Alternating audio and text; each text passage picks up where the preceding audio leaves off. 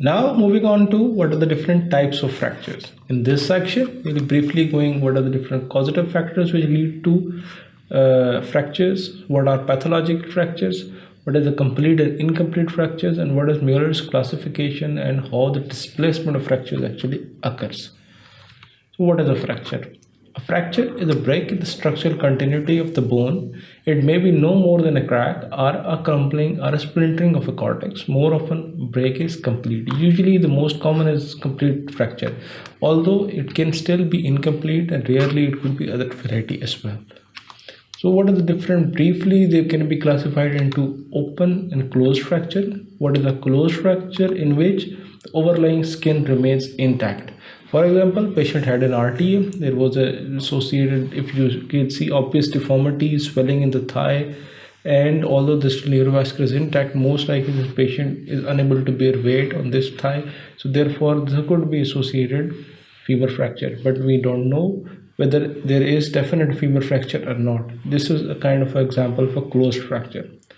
Open fractures means if this the same patient would had some kind of an injury in which there would be a large wound present on either the anterior or middle aspect of the thigh, and from which the bone may be protruding out, and we can clearly see that there is a broken bone inside as well, along with a massive necrotic tissue, and there's a lot of slough inside as well. This is probably example of a contaminated open fracture. So if the skin or one of the body cavity is breached, this is termed as open fracture. This could be liable to contamination and infection, and it is also known as compound fracture. Why it is liable? Usually what happens, even if it's a puncture wound, it's a very small wound through which there is no bone visible, but probably at the time of injury the bone came out and then went back in, then it's going to carry its debris along with it. So that is why there is increased chances of contamination. Usually comminuted and compound are interchangeable terms, and when we talk about compounds or comminuted fractures, it means highly comminuted fractures which could be open as well. All now coming to the causative fractures. So what can cause fractures? This could be fractures caused by injury, which could be direct injury. For example, patient had an RTA, his leg got hit by a car, or it got he smashed into the board and his body got smashed into the board, therefore suffered from the injuries. This could be indirect injury as well. He was hit from the bike, he was on a bike, he was hit from the back, and then he fell on the road, resulting in multiple injuries.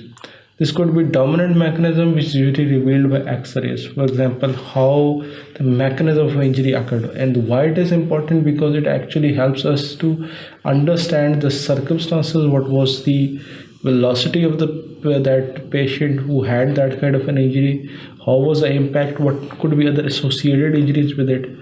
Classically example is that if a patient is going on a bike, he was hit from the back, he fell down on the road on the left side, and then his head got stuck into the rail on the side as well.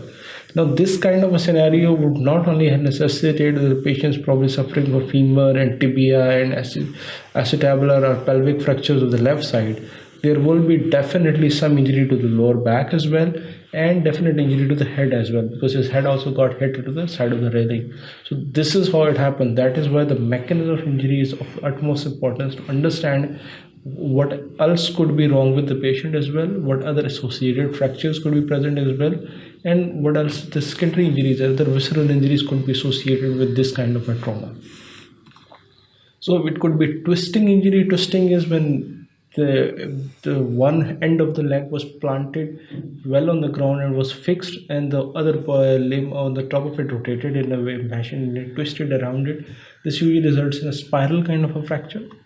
It could be a compression in which the distal part was intact and the proximal part jammed into the distal part. This could lead to a compression type of comminuted fracture.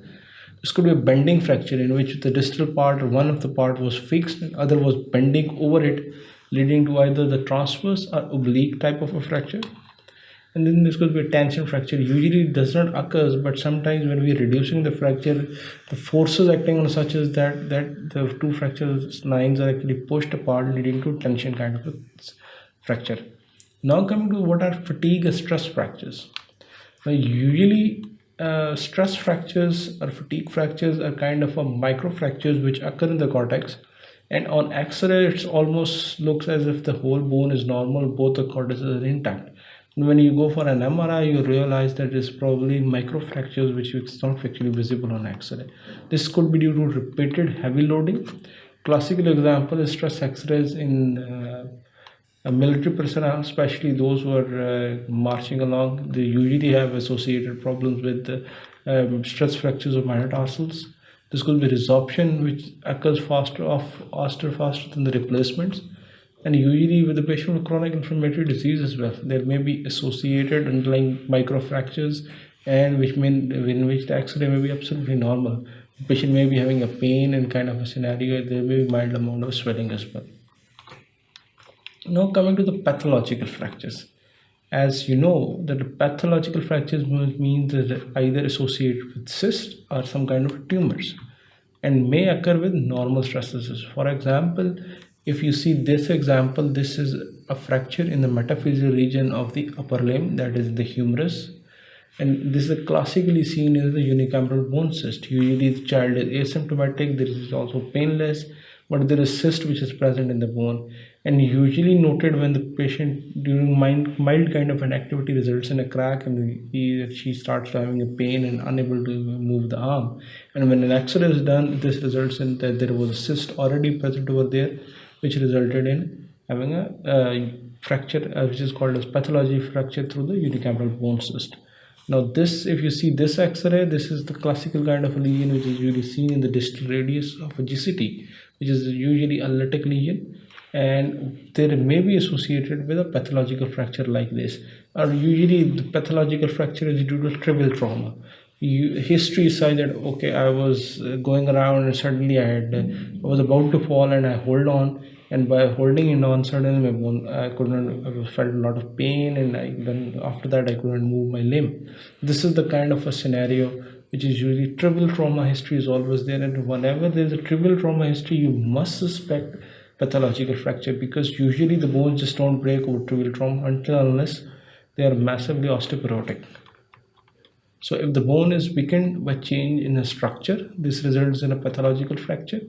In those with osteoporosis or osteogenesis imperfecta, this is usually end result is this, or through a lytic lesion, which could be due to cyst or metastasis. Classical example is unicameral bone cyst or GCT.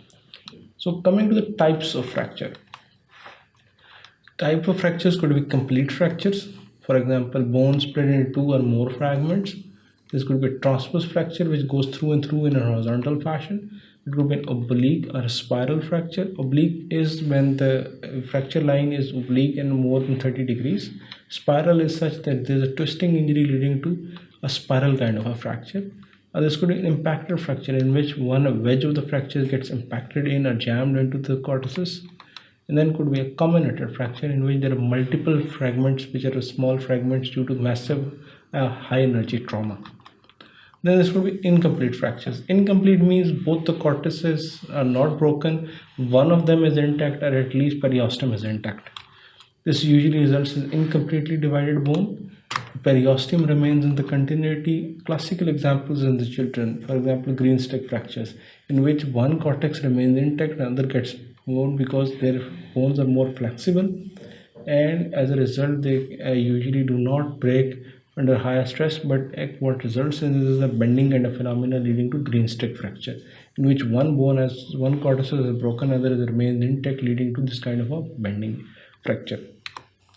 Other is compression fractures, also in which one of these cortices remains intact.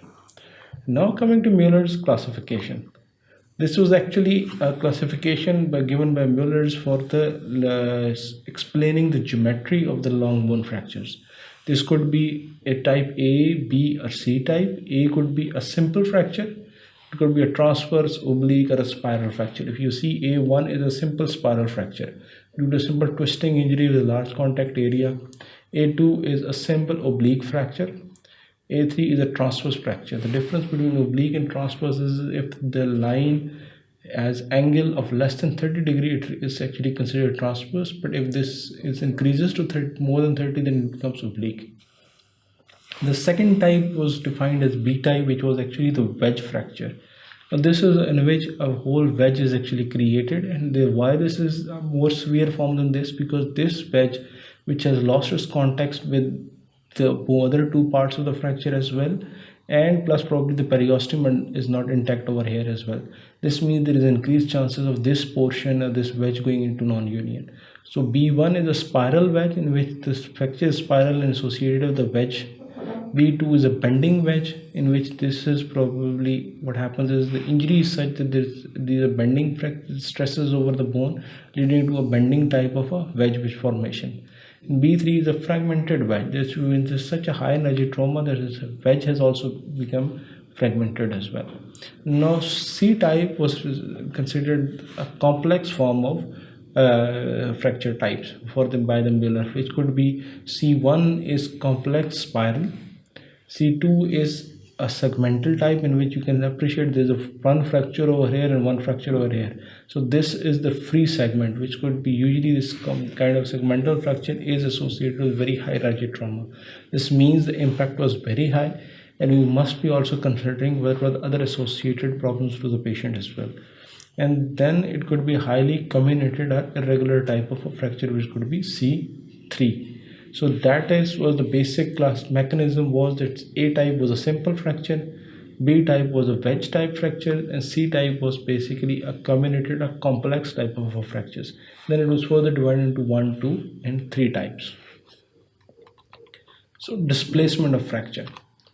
Displacement could be a translation, which is considered as shift once the bone breaks. It can translate in either the forward, backward, or sideward methods.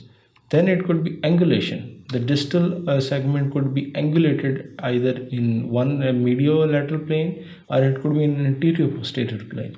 Then comes the rotation. For example, if you see this diagram, there is no angulation, there is no actually translation, but the distal segment has actually rotated over its axis, leading to rotational deformity of the limb.